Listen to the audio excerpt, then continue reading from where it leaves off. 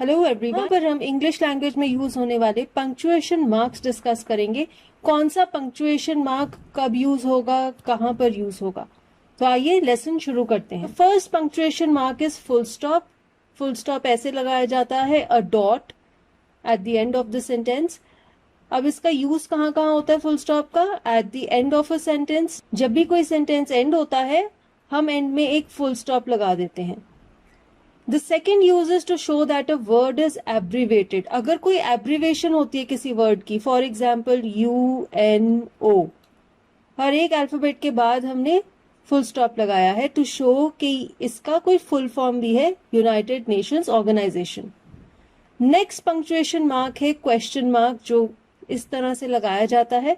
Question mark use होता है eight the end of a sentence that asks a question. तो बहुत ही simple use है।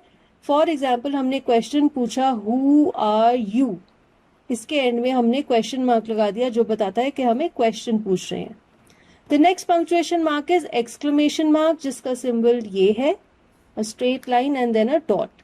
It is used at the end of a word or sentence which expresses strong feeling.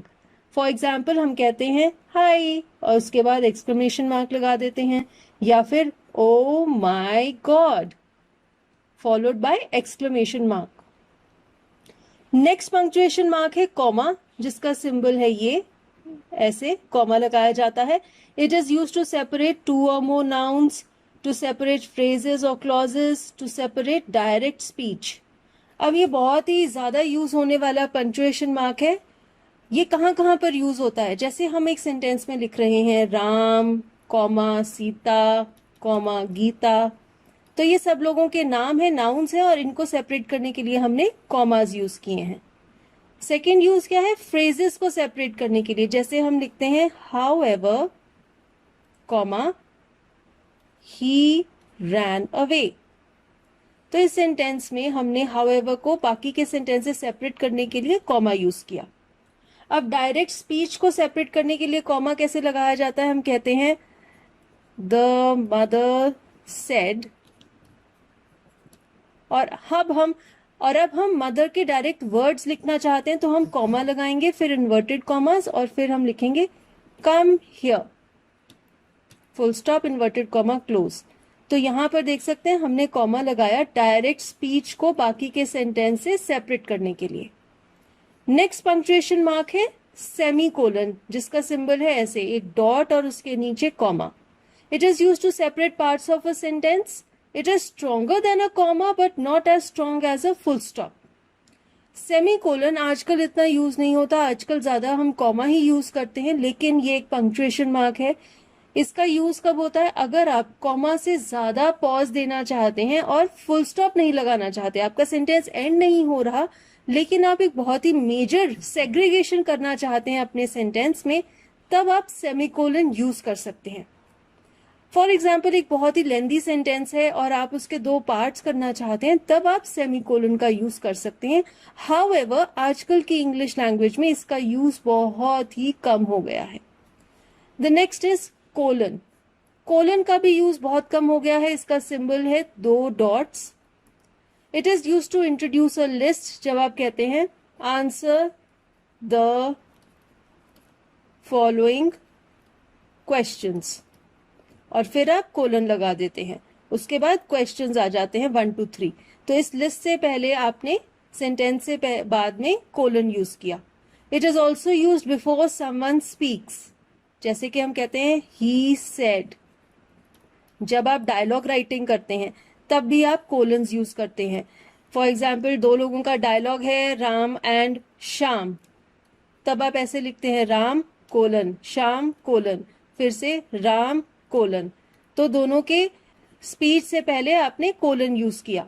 And it is also use instead of a full stop. Full stop लगाने की बजाय भी colon use होता है, लेकिन जैसा कि मैंने आपको पहले ही बताया था कि इसका यूज भी कम हो गया है।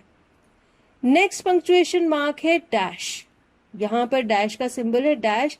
It is use to separate independent clauses. अगर सेंटेंस में पार्ट्स हैं, क्लॉजेज हैं, उन्हें अलग करने के लिए डैश का यूज हो सकता है। Next mark is hyphen. Hyphen is to create compound adjectives. For example, हम कहेंगे part टाइम, हम कहते हैं ना this is a part time job, तो पार्ट और टाइम के बीच में हमने हाइफन यूज किया है।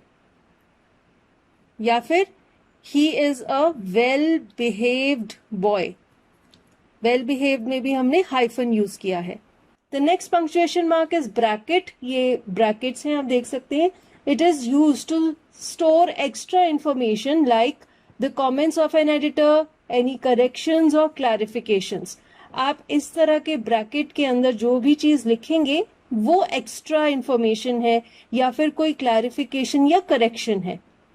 नेक्स्ट पंक्चुएशन मार्क है ब्रेसेस। ब्रेसेस क्या है, जिसे हम कर्ली ब्रैकेट भी कहते हैं। It is used to contain 2 or more lines of text or listed items to show that they are considered as a unit. They can also be used in mathematical expressions. हमने ज्यादातर mathematics में ऐसे brackets का use देखा है, लेकिन हम इस ब्रैकेट को 2 या 2 से ज्यादा लाइंस को शो करने के लिए भी यूज कर सकते हैं। जब हम उन्हें एक शो करना चाहते हैं, 2 या 2 से ज्यादा लाइंस है लेकिन हम उनमें यूनिटी दिखाना चाहते हैं, तो हम उनके स्टार्टिंग और एंड में ऐसे ब्रेसेस लगा सकते हैं। नेक्स्ट पंक्चुएशन मार्क है पैरेंथेसिस, जो कि इस तरह का ब्रैकेट है, इसे कॉमन ब्रैकेट भी कहते हैं। It is used to put in extra information in a sentence. अगर आप सेंटेंस में कोई एक्स्ट्रा इन्फॉर्मेशन देना चाहते हैं जो कि छोड़ी भी जा सकती है और उस इन्फॉर्मेशन के बिना भी आपके सेंटेंस की पूरी सेंस बनती है। फॉर एग्जाम्पल देखिए, Rita the girl in my class came home yesterday। अब इस सेंटेंस में ये जो क्लॉज है जो पैरेंथेसिस में दिया गया है, the girl in my class, इसके बिना भी हमारा सेंटेंस कंप्लीट है। ये एडिशनल इंफॉर्मेशन है, इसलिए इसे पैरेंथेसिस में लिखा है। नेक्स्ट पंक्चुएशन मार्क है apostrophe mark. It is used to form contractions और टू इंडिकेट पोजेशन। कॉन्ट्रैक्शंस कैसे बनती हैं, अगर हम किसी वर्ड में से किसी अल्फाबेट को उड़ाना चाहते हैं, जैसे कि isn't, isn't is a contraction for is not, तो हमने नॉट के ओ को हटाकर अपोस्ट्रोफी मार्क लगा दिया, कॉन्ट्रैक्शन बना दी। ऐसे ही पोजेशन कैसे शो करते हैं, जैसे हम कहते हैं इट्स, यानी कि उसका, तब भी हम अपोस्ट्रोफी मार्क यूज करते हैं।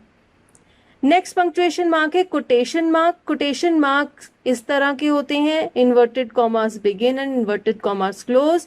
It is used to show what is said, the exact words as spoken by someone.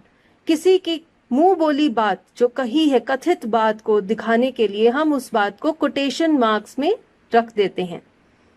Next is Ellipsis. Ellipsis क्या होती है, 3 dots, 3 full stops. These show that words have been missed out. Texting में ellipsis बहुत use किए जाते हैं। अगर आप ये इंडिकेट करना चाहते हैं कि फर्दर कुछ बात है जिसे आपने, जो कि अंडरस्टूड है, इसलिए आप उसे लिख नहीं रहे हैं, लेकिन आप 3 डॉट्स लगा देते हैं ये इंडिकेट करने के लिए कि आप आगे भी कुछ कहना चाह रहे हैं जो कि अंडरस्टूड है, तब आप ये वाला पंक्चुएशन मार्क यूज कर सकते हैं।